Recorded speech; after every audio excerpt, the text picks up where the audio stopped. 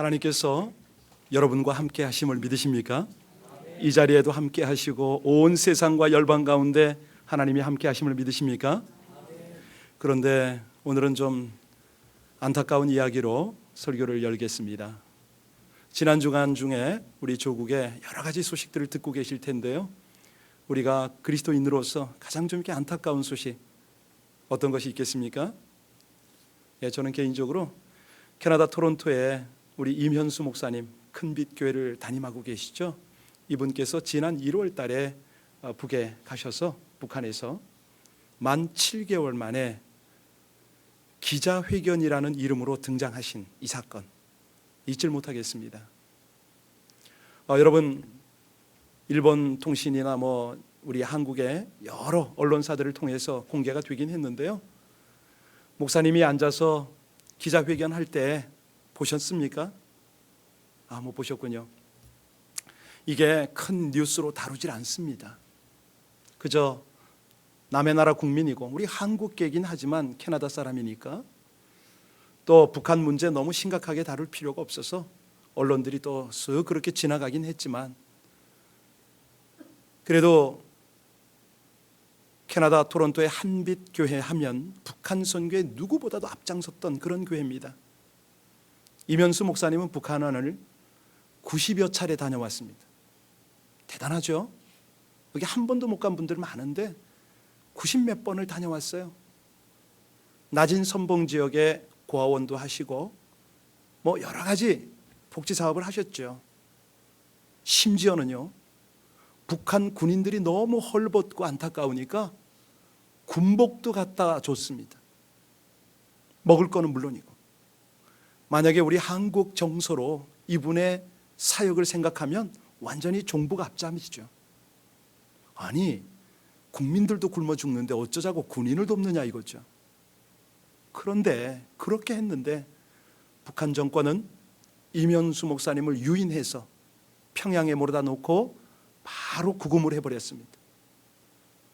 한국과 미국과 여러 지역에서, 특히 미국에 있는 우리 크리스천들이 임현수 목사 석방하라 계속 시위를 했더니 며칠 전 29일 날 기자회견을 시킨 거예요. 그런데 거기 우리 임현수 목사님의 그 핵심 메시지가 뭐냐면, 자기는 지금 북한 안에서 최고 존엄, 다시 말하면 김정은과 북한 체계를 중상모독했다.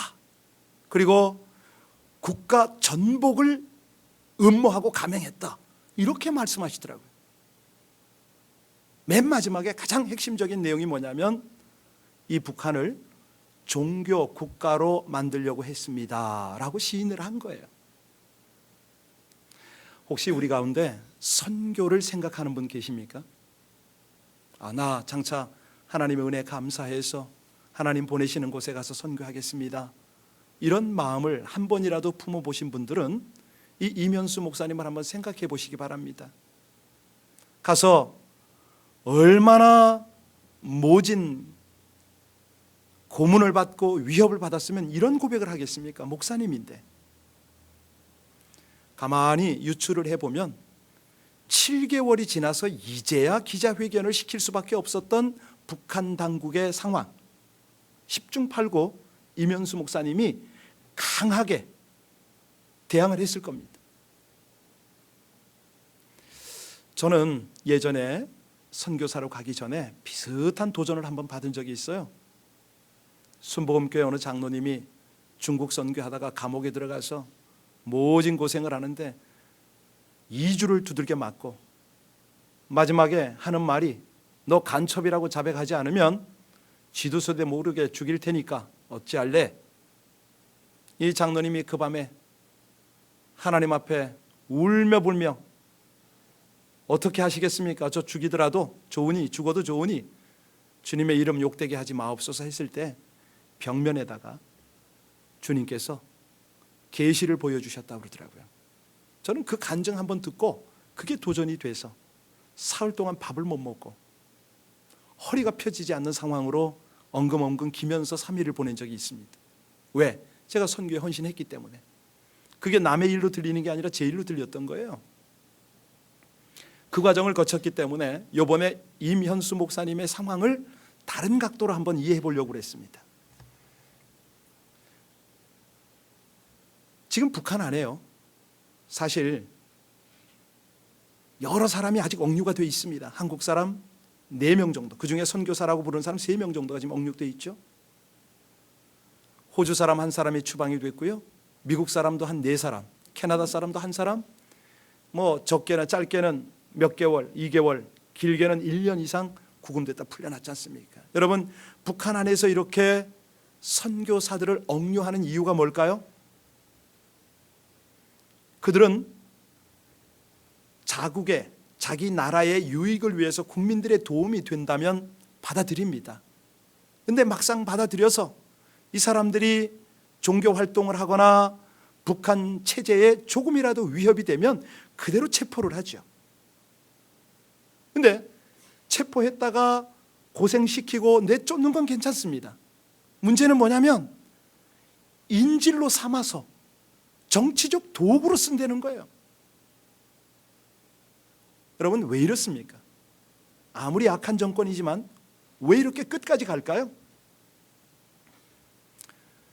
여기서 저는 임현수 목사님이 아주 중요한 그 기자회견 중에 중요한 키워드를 제가 잊지를 못하겠어요. 이분이 그런 표현을 했잖아요. 북한을 종교 국가로 만들려 했다, 시인했다고 그랬죠. 여러분, 종교 국가, 우리 성경적 접근을 한번 해볼까요? 어떤 생각이 떠오르세요? 종교 국가, 하나님 나라 아닙니까?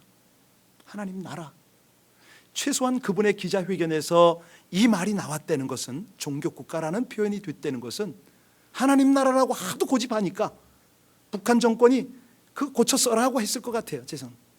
하나님 나라가 뭐죠? 예, 하나님의 통치예요. 하나님이 다스리는 거예요.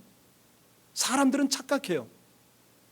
국가 그러면 눈에 보이는 국가만 얘기를 하는데, 사실은요, 진정한 나라는 보이지 않는 통치를 진정한 나라의 통치 개념으로 이해를 해야 됩니다. 미국이 누구 겁니까? 하나님 거죠. 한국은요, 말할 것도 없죠. 그런데 왜 하나님은 세상 정부에게, 눈에 보이는 정권에게 맡겨놓죠? 예, 오늘은 이걸 접근할 겁니다. 우리가 눈에 보는 거라고 해서 다 보이는 게 아니지 않습니까? 사실은 보이지 않는 것들이 보이는 것들을 다 다스립니다. 믿으십니까? 하나님 안 보이잖아요. 하나님의 능력 안 보여요. 그런데 역사는 하나님이 다 주관하시죠. 그래서 우리가요, 예배를 드리고 영원한 미래를 본다는 거, 이것만큼 축복이 어디 있어요? 기가 막힌 거죠. 여러분, 북한뿐만 아닙니다. 지금 LA 이 바깥에도, 미국 전역에도, 우리가 살고 있는 이 세상에 눈먼 사람이 얼마나 많은지 모릅니다. 눈이 있다고 하는데 못 보는 것이죠. 자, 그래서 오늘 18절 말씀을 한번 보시면 이 바울 사도가 우리를 향해서 간절히 하는 말이 있습니다. 우리 18절 말씀 다시 함께 봉독합니다. 시작. 마음 눈을 밝히사 그의 부르심의 소망이 무엇이며 성도 안에서 그 기업의 영광의 풍성함이. 예, 여러분, 저도 이 내용 가지고 간절히 요즘에 기도하고 있습니다. 하나님, 우리 교회에, 우리 성도님들에게 강한 은혜, 더 큰 은혜 주셔서 저들이 보이지 않는 것을 볼 수 있는 그런 경험을 하며 살게 하옵소서. 제가 그런 기도를 해요. 그런데 한 며칠 간절하게 기도를 했더니 하나님께서 저에게 감동을 주십니다. 아들아, 내가 은혜다. 내가 풍요로움이고 내가 더 큰 능력인데 날 좀 가지면 안 되겠니? 하나님께서 그런 감동을 주시는 거예요. 그래서 그랬어요. 예, 하나님 알지요. 그런데요, 지금은 기쁨도 필요하고요, 평안도 좀 필요합니다. 이거 좀 주시면 안 될까요? 했더니 하나님께서 다시 말씀하세요. 날 가지면 안 되겠니? 나면 그것으로 만족하지 못하겠니? 여러분, 오늘 이 주제라고 말씀드렸습니다.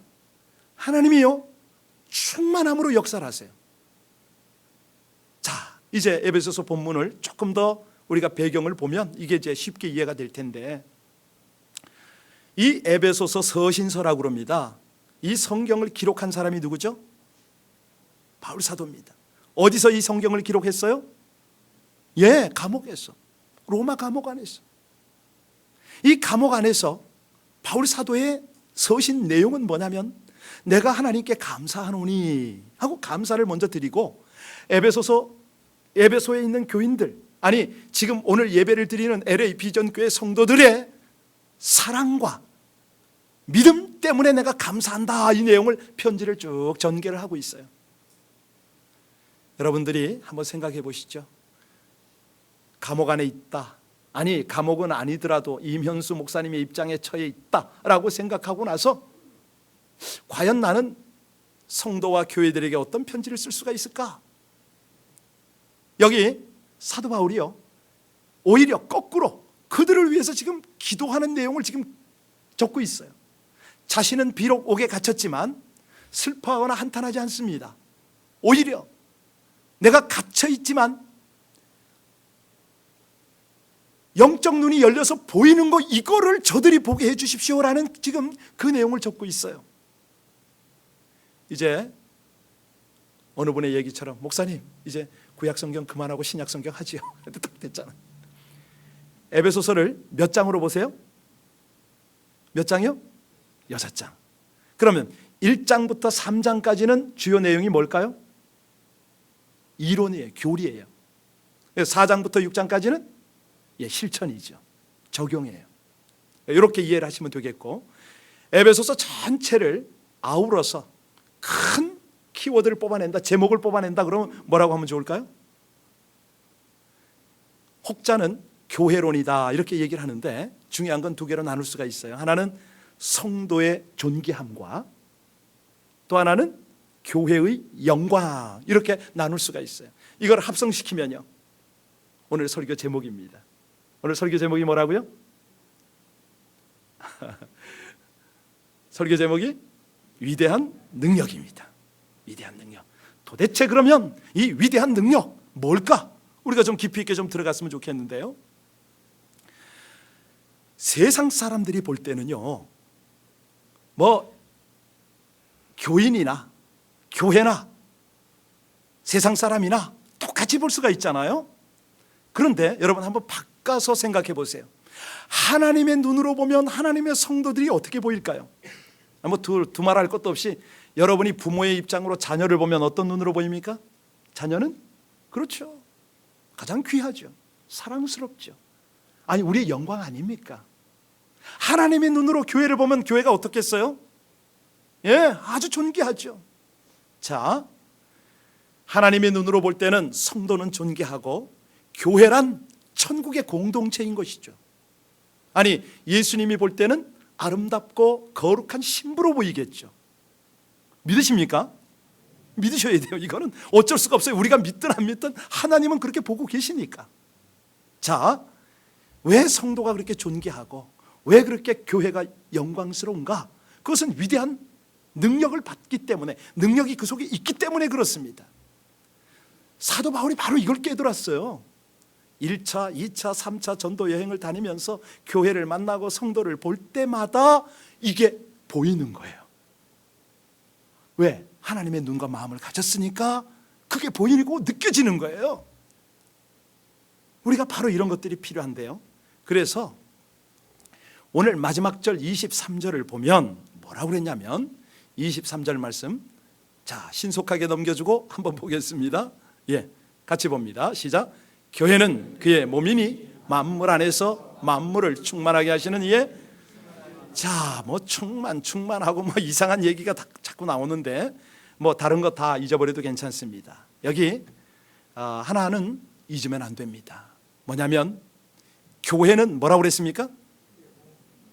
와, 이거 잊으시면 안 됩니다. 세상 사람이 물어볼 거예요. 당신 교회 다니시죠? 교회는 한마디로 뭐라고 설명할 수 있습니까? 물으면 여러분들은 뭐라고 대답하세요? 할렐루야. 이거죠, 이거. 바로 이게 은혜죠. 예, 교회란 뭐 이런 겁니다. 아름답고 화려한 언어를 구사해서 뭐 장황하게 설명한다고 해도 이것만큼 확실하게 이해시킬 수 있는 것은 없어요. 신약교회가 그랬으니까요. 초대교회가 그랬으니까요. 지금부터 여러분, 제가 초대교회 당시에 교회 상황을 설명을 할 테니까 잘 들으셔야 합니다. 그때는 교회라고 부르지 않았죠. 회당이라고 불렀습니다. 유대인들이 주축으로 모였었어요.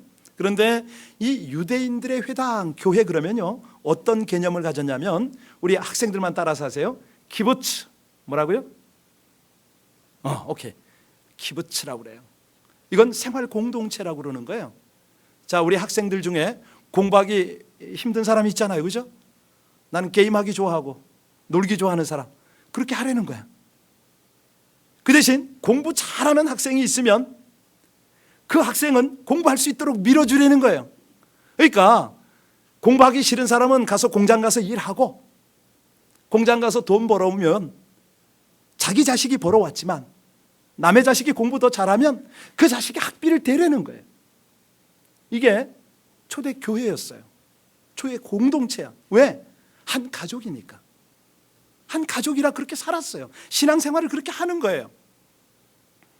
내 아이가 비록 힘들게 일해서 돈 벌어왔지만 남의 아이가 열심히 공부하고 머리 좋으면 거기에 가족적 의식을 가지고 밀어주라는 거예요. 지금도요, 유대인들 회당 여기 가보세요. 거기 가면 그들은 예배하기 한두 시간 전에 옵니다. 뭐 하려고요? 친교하려고요. 예배 드리기 전에 먼저 와서 커피를 한 잔씩 나누고 손을 잡아주고 담소를 해요. 한 주간 동안 잘 지냈느냐고, 어떻게 살았느냐고, 힘든 일 없었냐고 계속해서 반갑게 인사를 묻고 차를 마시고 교제를 합니다. 그리고 예배 딱 들어오면은 예배 몰입을 해요. 큰 마음과 정성을 다해서 집중을 해요. 예배가 끝나면요, 그 다음부터는 기가 막힙니다. 노래합니다. 춤을 춥니다. 함께 기뻐하는 거예요. 음식을 함께 나눕니다. 그걸로 끝날까요? 아니에요. 둘씩 셋씩 모여서 함께 어려운 사정 물어보고 기도해줘요. 다 같이 우리 형제가, 우리 자매가 힘들어하는 내용들을 꼭 붙잡고 기도해주고, 몸이 아프면은 함께 만져주고. 이게 교회예요. 여러분, 이런 은혜가 우리 교회에도 넘치기를 주의 이름으로 축원합니다. 이게 교회, 이게 이때 교회 안에서 능력이 나타나는 것이죠. 사랑이 흘러가니까, 은혜가 흘러가니까 생명이 소생이 되는 거죠. 사실요, 좀 그래도 우리 힘들지만 우리 상황 한번 점검해 볼까요? 우리 상황이 어떠냐면, 예배를 드리러 온다기보다는 예배 보러 옵니다. 와서 착 자방 둘러보고 누가 있나 없나, 저 사람 표정 어떤가 이거 살펴요. 그뿐입니까? 예배를 아예 끝내러 옵니다. 그냥 예배가 끝나기가 무섭게 도망을 가버립니다. 그 정도는 그래도 양호하죠. 축도 시간에 그냥 축도 딱 하고서 제가 보면 없어졌어요. 지금 한둘이 아닐 거예요. 어떤 때는요, 좀 이렇게 마음이 많이 힘들 때가 있어요. 예배 중에 집중을 못하고 막 다니는 사람들이 있잖아요. 심지어는 막 오피스에서 여기저기에서 막 예배는 안 드리고 엉뚱한 잡담을 나누고 있는 이런 것들이 딱 보이면은요, 정말 힘이 들어요. 목사가 힘이 들면 하나님은요, 말할 것도 없죠. 여러분, 교회로 모일 때는 왜 모인다고요? 은혜 받기 위해서. 아니, 이걸 뛰어넘어야 됩니다. 은혜뿐만 아니라요, 더 중요한 것은 이 공동체를 통한 주님의 위대한 능력을 우리가 공급받기 위해서 오는 거예요. 그 능력을 우리가 사용해야 되는 것이죠. 이것 때문에 바울 사도가 지금 어떤 기도를 하느냐, 17절과 18절, 19절 한번 읽겠습니다. 이것은요, 우리 학생들은 꼭 외워둬야 합니다. 자기 책상 위에다가 이거 딱 써서 붙이면은 학교 공부 끝내줘요. 자, 우리 17절부터 19절까지 우리 학생들은 더 큰 소리로 시작. 우리 주 예수 그리스도의 하나님 영광의 아버지께서 지혜와 계시의 영을 너희에게 주사 하나님을 알게 하시고 너희 마음의 눈을 밝히사 그의 부르심의 소망이 무엇이며 성도 안에서 그 기업의 영광의 풍성함이 무엇이며 그의 힘의 위력으로 역사하심을 따라 믿는 우리에게 베푸신 능력의 지극히 크심이 어떠한 것을 너희로 알게 하시기를 구하노라. 아멘. 공부할 때마다 우리 선생님, 우리 교수님의 가르치는 목적과 의도가 뭘까? 내가 여기서 어떻게, 무엇을 이해하기를 원하실까? 우리 교수님은 여기서 어떻게 나를 테스트하실까? 이것만 열려도 교수님 안 그렇습니까? 네? 그런데 지금 여기서 우리가 기도하는 내용은 뭐냐면 하나님의 마음을 그렇게 아는 거예요. 하나님을 그렇게 알아가는 거예요. 그러니까 중요한 것은 뭐냐면 우리가요 여기서 하나님의 이 계시의 영이 오질 않으면 사실은 내가 왜 공부해야 되는지, 내가 왜 살아야 되는지, 내가 어디로 가는지 모른다는 거예요. 하나님의 마음을 알아야, 하나님의 계시를 이해해야 소망이 있다는 것이죠. 소망 안 보이면요 절망밖에 없습니다. 여러분, 눈이 밝아야, 이 영적 안목이 열려야 내가 가진 기업이 얼마나 영광스럽고 풍성한가, 이게 이제 비로소 느껴지거든요. 마음의 눈이 어두워지면요 하나님이 내 인생을 끌어가는 목적이 느껴지질 않습니다. 깨달아지질 않고요 그 종착지가 보이질 않습니다. 그저 눈에 보이는 게 뭐라고요? 세상 돈만 보입니다. 땅의 위력만 보입니다. 물질 세계에만 내가 국한되어 있어요. 여러분 19절 가만히 다시 한번 꼼꼼히 뜯어보세요. 지혜와 계시의 영으로 영적 눈이 밝아지면 어떻게 된다고요? 내가 사단의 힘에 주눅들지 않는다 이 말입니다. 그동안에 내가 세상의 능력 앞에 압도당하고 살았다면 이제 그게 아니라는 것이죠. 20절 한번 넘겨보세요. 여기에 보면 위대한 부활 사건이 나옵니다. 우리 20절 다 같이 읽습니다. 시작. 그의 능력이 그리스도 안에서 역사하사 죽은 자들 가운데서 다시 살리시고 하늘에서 자기의 오른편에, 다른 말씀 다 중요하지만 20절 말씀을 좀 풀어드릴게요. 자, 왜 이렇게 예수님의 부활, 예수님의 통치, 이것이 왜 이렇게 위대한 능력인가? 아니 예수님이 부활하신 것 알고 하나님 우편에 앉아 계신 것 아는데 그 뭐 그렇게 위대한가? 여러분 한번 생각해 보시죠. 이번에도 우리 한 분 성도님의 아버님이 소천을 하셨습니다. 하늘나라 간 거 알지만 슬퍼요. 왜? 죽음의 힘이 있으니까. 죽음 때문에 절망스럽거든요. 다시는 못 본다는 느낌이 들잖아요. 세상 사람들은 그런 표현을 합니다. 죽음보다 강한 힘은 없다. 왜? 죽음은 인간의 모든 걸 다 뺏어가니까. 그렇게 열심히 모으고 열심히 노력했던 뭐 이런 모든 것들이 하루아침에 다 없어지잖아요. 죽음이면 끝 아닙니까? 그런데 죽음을 이기는 힘이 있다는 거예요. 사망의 힘을 부순다는 거죠. 아니 지옥 권세를 깼다 이겁니다. 이걸 뭐라고 그래요? 부활이다. 할렐루야. 부활이 보통이 아니에요. 여기서 예수 그리스도를 다시 살리셨다, 지금 이 말씀이 나오셨죠? 다시 살리시고 라는 표현이 있는데 이거는요 단순하게 한 사람이 죽었다가 살아난 사건이 아니에요. 자, 우리 학생들 다시 한번 대답해 주세요. 성경에 보면 죽었다가 살아난 사람이 누구죠? 나사로. 또 죽었다 살아난 사람 누구예요? 과부의 아들.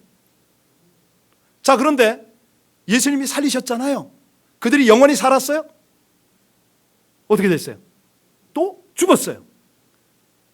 여러분 이거 얼마나 힘든 건지 아세요? 아니 주님이 살렸다고 하지만 저도 그런 케이스지만 죽었다 살았다 또 죽었다 얼마나 힘들겠어요. 그렇잖아. 그런데 이런 것들을 예수님의 부활로 완전히 해결했다는 거예요. 할렐루야. 당신만 부활한 것이 아니라 우리까지 부활시키신다는 거예요. 할렐루야. 이게요 영적 눈이 멀어지면 깨달아지질 않아요. 실감이 오질 않아요. 아무리 설명해 보세요. 부활이 있습니다. 니나 부활하라고 그러죠. 지옥이 있습니다. 나 간다고 그러잖아요. 세상 사람들 그러잖아요. 나 지옥 가겠다는 거 있으면. 왜? 보이질 않으니까, 영적인 안목이 열리질 않으니까 그렇게 사는 거예요. 자, 예수님의 부활은요 우리를 사망으로 끌어가던 이 죄들로부터 완전히 노임을 받는 게 부활인 거 아시죠? 더 이상 우리를 지옥에 가둘 수가 없어요. 왜? 예수님의 부활이 우리의 부활이고 그분의 승리가 우리의 승리이기 때문에 그렇습니다. 자, 그런데 여기 20절을 조금 더 보셔야 됩니다.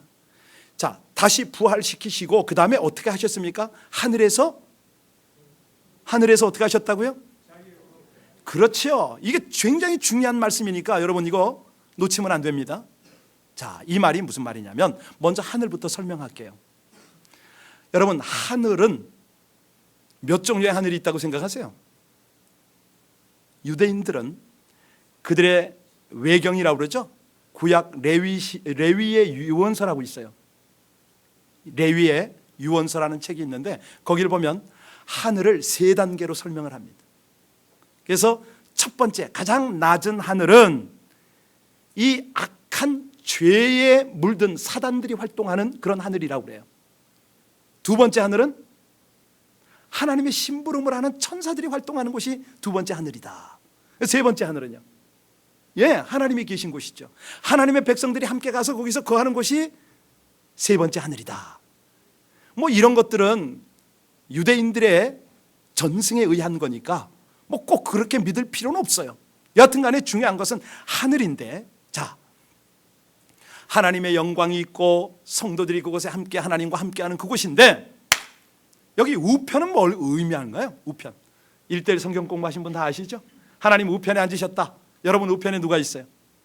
아들이 있고 딸이 있고 남편이 있고 뭐 아내가 있어요. 그러면 그 무슨 뜻입니까? 나와는 동등된 위치에 있다. 예수님이 부활하셔서 하늘에 오르셨는데 하나님과 어떤 위치에 있다고요? 그렇죠. 동등된 위치에 있는 거예요. 기가 막힌 거죠. 예수님이 사람 몸 입고 와서 인간인 줄 알았는데 아니더란 얘기예요. 삼위일체 하나님이 되셔서 하나님과 같은 위치에서 지금 통치하고 계세요. 통치하고 계세요. 뭘 통치하세요? 만물과 역사를 통치하세요. 단지 눈에 보이지 않을 뿐이죠. 히스토리. 무슨 말이에요? 히스토리. 그분의 이야기. His story. 역사는 하나님의 이야기예요. 하나님의 역사를 펼치는 것을 누가 주관하신다? 예수 그리스도가 주관하신다는 거죠. 그런데 그 주관하는 방법을 잘 보셔야 됩니다. 주관하는 방법 어떻게 주관하는가? 21절 말씀을 띄워주세요. 21절 말씀을 보면, 자, 시작. 모든 통치와 권세와 능력과 주관과 이 세상뿐 아니라 오는 세상에 일컫는 모든 이름에, 22절이요, 또 만물을 그의 발 아래 복종하게 하시고 그를 만물 위에, 할렐루야. 지금요 역사를 주관하시는 방법이 교회의 머리가 되셔서 세상을 주관하신답니다. 여러분 믿으세요? 이건 이제 이렇게 설명을 좀 하려면 깊어지는데요. 짧게 설명을 드릴게요. 세상에 하나님의 모든 구원과 축복을 전통적으로 계승하는 구조는 교회밖에 없습니다. 교회가 없어지는 듯 하지만 또 생겨요. 힘이 약하지만 또 다시 일어나요. 그런데 이제 뭐 가령 선교단체나 뭐 정치 체계는 없어지고 계속 그러죠. 새로운 것들이 나타나는데, 자, 중요한 거는 이 교회의 머리가 되셨다. 하나님의 우편에 계신 분이 어떻게 교회 머리로 와요? 그분은 영이십니다. 동시에 모든 걸 하는 거예요. 동시에. 지금 교회 가운데 지금 눈에 보이지 않지만 머리로 지금 함께 하시는데요. 여기서 지금 여기 이 선언, 이걸 한번 좀 짚고 넘어가겠습니다. 만약에 북에 있는 임현수 목사님이 김정은이 앞에서 당신을 통치하는 분은 예수 그리스도요, 하나님을 믿으시오, 이렇게 하면 어떻게 될까요? 지금 석방시키려고 기자회견 시켰는데 석방은 어디 있겠어요? 그죠? 괘씸죄에 걸려서 더 가둬버리겠죠. 바울 사도가요, 지금 그 상황보다 더 악조건인데도 지금 이 편지를 쓴 거예요. 이걸 선포한 거예요. 기가 막히죠. 그 당시는요 로마 시대인데 황제를 숭배했습니다. 곳곳에 황제의 제단을 만들어 놓고 그 앞에 경배하도록 했어요. 몰래 믿는 게 미신이 있었고 점성술이 있었죠. 근데 만약에 이런 내용들이 발각되면 가차없이 다 죽었잖아요. 감옥에 갔잖아요. 지금 바울이 감옥에 있지 않습니까? 이런 상황에서도 예수 그리스도, 그분의 교회의 머리는 그분이다, 그분이 역사를 통치한다, 지금 이거를 증거를 했어요. 왜? 마음이 뜨거우니까. 어떻게 해서? 눈이 열려서 보여서, 자기가 경험을 했으니까. 한번 생각해 보세요. 바울 사도가 가는 곳곳마다 무슨 일이 벌어졌습니까? 병자가 나았잖아요. 교회가 세워졌잖아요. 사도행전에 보면 바울 사도가 걸어가니까 그 그림자가 드리운 곳에 병자가 어떻게 돼요? 바울 사도가 쓰던 손수건을 던졌더니 어떻게 돼요? 바울 사도의 능력이에요? 누구의 능력이에요? 할렐루야! 위대한 능력 아니에요. 주님의 능력이에요. 이거를 보고 경험하고 증거가 되었기 때문에 바울 사도는 감옥 안에 있으면서 견딜 수가 없는 거예요. 여러분, 저들이 나의 육신은 가두었지만 나의 영혼은 가두지 못하고, 저들이 눈에 보이는 교회는 핍박하지만 영적인 하나님의 권세는 다룰 수가 없는 것이요 라고 지금 쓰고 있는 거예요. 여러분, 우리도 이러한 교회의 영광을 영적 눈을 열어서 볼 수 있기를 주의 이름으로 축원합니다. 이게 안 되면요, 신앙생활 너무 지치고 힘듭니다. 형식밖에 없습니다. 어제 저녁에 한 청년이 왔어요. 목사님, 주보 만들러 온 거예요. 헐리우드 쪽에서 일하고 있는데 너무 일이 힘들다는 거예요. 왜 이렇게 힘들지? 그랬더니 요즘은요, 제가 감당할 수 없는 어떤 고차원의 그런 작업들을 저한테 맡겨요. 제가 씩 웃었어요. 목사님 왜 웃어요? 힘들다는데. 야, 내가 볼 때는, 내가 들을 때는 말이야, 너희 회사가 너를 기대하고 있구나. 너에게 큰 높은 수준의 작업을 맡겼다. 이거는 말이야, 하나님께서 너를 통해서 그 워너브라더스라든가 이 미국 안에 그 주류 안에 너의 입지를 강화하는 하나님의 지금 인도하심이구나. 기도해라. 하나님이 내게 능력 주시는데 못할 게 뭐 있냐? 네가 하려고 하면 힘들어. 지금부터 컴퓨터 마우스를 잡거나 펜을 잡을 때마다 주님, 이 이후에 주님 손을 얹어 주옵소서. 한번 해봐. 제가 이것 통해서 하나님을 영화롭게 하고 싶어요. 한번 해봐. 그러면서 또 다른 자매 얘기를 해줬어요. 그 또 다른 자매는 지난 금요일 날 와가지고 금요 예배 왔어요. 막 저기서 기도를 하는데 그날 주제가 뭐였습니까? 예, 십자가의 능력이었죠. 그걸 주제로 했는데 이 자매가 기도를 한 거예요. 기도 시간에 기도를 하다가 주님의 임재를 얼마나 강하게 느꼈는지, 그러고 나서 자기 손에 마치 예수님이 손바닥에 그 못자국을 내는 그런 통증 같은 감각이 막 왔다는 거예요.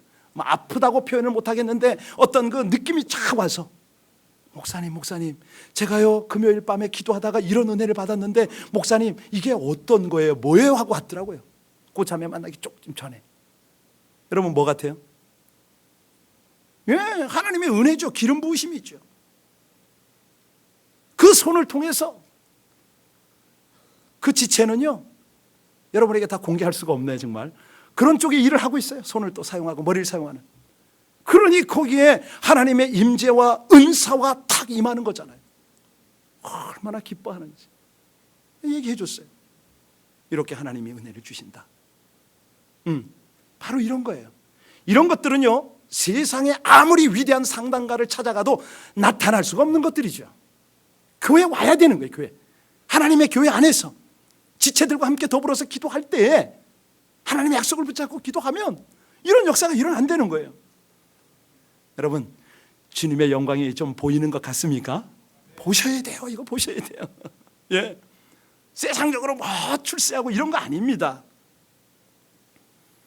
자, 오늘 본문에서 가장 클라이막스가 21절부터 23절이기 때문에 다시 한번 읽겠습니다. 우리 같이 21절부터 23절까지 읽고 마치겠습니다. 자, 시작. 저는 통치와 권세와 능력과 주권과 이 세상뿐 아니라 오는 세상에 일컫는 모든 이름 위에 뛰어나게 하시고 또 만물을 그의 발 아래 복종하게 하시고 그를 만물 위에 교회의 머리로 삼으셨느니라. 교회는 그의 몸이니 만물 안에서 만물을 충만하게 하시는 이에 충만함이라. 아멘. 아멘입니다. 여러분 한번 생각해 보세요.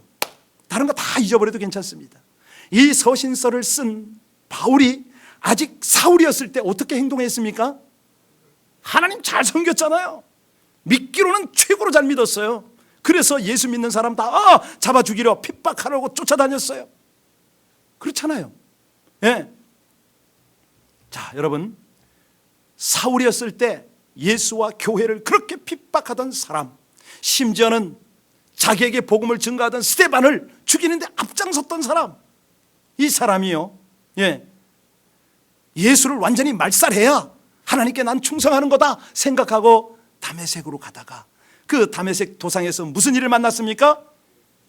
사울아 사울아 네가 어찌하여 나를 핍박하느냐, 이 음성을 들었어요. 자, 그 전에 이 사울이 예수님을 만난 적이 있다 없다? 없어요. 예수의 음성을 더더욱 못 들어봤어요. 그런데 이 사울이 한 번도 만난 적도 없고 들은 적도 없는 예수 앞에 무릎을 탁 꿇었단 말이에요. 여러분 이상하지 않아요? 여러분 같으면 어떻게 하시겠어요? 에이, 당신 누구요? 물을 수도 있을 거고. 그렇지 않습니까? 아니 왜 나한테 이런 소리 하는 거요? 한 번쯤 따질 수도 있는데 사도 바울은 그 자리에서 무릎을 꿇었어요. 왜 꿇었어요? 영적인 눈이 어두워졌기 때문에 꿇은 거예요. 영적인 눈이 육신의 눈이 어두워지고 영적인 눈이 밝아졌기 때문에 한 번도 되묻지 않고 꿇어버린 거예요. 할렐루야. 이거예요. 이거 얼마나 이 사울이 잘 나갔습니까? 그 잘 나가던 사람이 한마디 딱 듣고 꿇었어요. 그런데 그 순간은요, 이 바울은 육신의 눈이 사울과 어두워졌잖아요. 근데 육신의 눈이 탁 감겨지는 순간에 영적인 눈이 확 열렸단 말이죠. 이 은혜가 여러분에게도 함께 하시기를 주의 이름으로 축원합니다. 지난 2000년 동안 수많은 나라와 세력들이 하나님의 성도와 얼마나 교회를 핍박했습니까? 그런데 하나님은 역사는 분명히 증거합니다. 뭐라고 그럽니까? 성도와 교회를 핍박하던 세력은 어디 있느냐? 이렇게 물으세요. 어디 있느냐? 그 세력이 어디 있느냐? 민족이든 정권이든 개인이든 교회를 핍박하고 하나님의 성도를 조롱하고 교회를 회파했던 사람은 단 한 사람도 무사하지 못합니다. 여러분 절대로 함부로 교회에 대해서 말하지 마세요. 함부로 성도들을 평가하지 마세요. 큰일 납니다. 그럴 생각이 있다면 오히려 영적 눈을 열고 교회 안의 능력을 그거를 보아야 되고 사모해야 되는 것이죠. 자, 23절에 주님의 몸된 교회의 충만함과 능력, 이것은요 어떻게 할 수가 없어요. 교회는 결코 건물이 아닙니다. 교회는 교파가 아니고요, 교회는 조직이 아닙니다. 지금 여러분들은요 LA 비전 교회라는 건물 안에 들어온 게 아니에요. 그럼 어디 계세요? 머리 대신 예수 그리스도의 몸으로 오신 거예요 지금. 할렐루야. 이거부터 확 와 닿아야 돼요. 맞아요 주님, 장차 제가 하늘나라 가면 그렇게 살 건데요, 이걸 못 깨달으면요 건물에 연연해요. 어떤 프로그램에 막 몰려가요. 아니에요 여러분, 절대 그런 거 아니에요. 예. 중요한 것은 교회는 하나님의 부름을 받아서 예수 그리스도 안에 들어온 사람들의 모임을 교회라고 그럽니다. 그걸 에클레시아 그러잖아요. 에클레시아, 부름받은 사람들의 공동체, 뭐 이런 뜻이죠. 자, 여러분 오늘 저와 여러분이 다시 한번 이론으로 또 하나 뭐 설교 한 편 들었다 이렇게 끝나서는 안 됩니다. 중요한 것은요, 이 하나님 안에서 주님이 교회의 머리 되시고 나는 지체입니다. 혹시 지금 어디 불편한 데 계세요? 한번 생각해 볼까요? 발바닥에 가시가 박히면 어떡합니까? 빨리 머리는 아픔을 느껴야 되잖아요. 눈은요 가시 박힌 곳을 찾아야 되고, 손은요 가시를 뽑으러 가야죠. 이게 지체거든요. 교회 오시면요 그렇게 하세요. 저 지체 어디가 힘들까? 저 지체 뭐가 필요할까? 좀 주님의 마음과 눈으로 다가가세요. 만져주세요. 기도해 주세요. 그러면요, 위대한 능력이 나를 통해서 흘러가는 거예요. 주님의 능력이 역사하는 거예요. 이게 교회예요. 이게. 아니, 이것이요, 내 온 삶이 되는 거예요. 어떤 분들 힘들다고요? 지치다고요? 아니에요. 하나님의 위대한 능력은 고갈되는 법이 없습니다. 부족한 법이 없습니다. 사용하면 할수록 더 큰 에너지가 나오는 것이죠. 여러분, 오늘 눈에 보이는 현실을 넘어서 하나님께서 나를 향한 비전, 소망, 아니 이 능력의 풍성함을 경험하길 원하십니까? 자리에서 일어나십시오. 그리고 손을 모으십시오.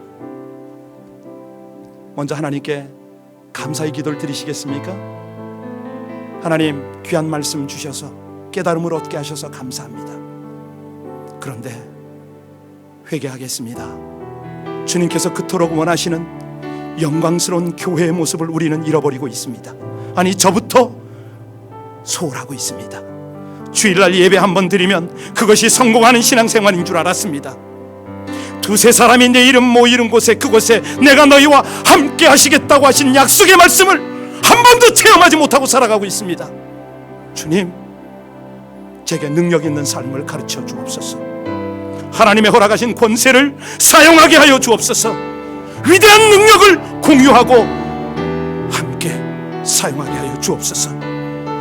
우리 함께 하나님 앞에 간절히 오늘 말씀 생각하며 함께 기도하시겠습니다.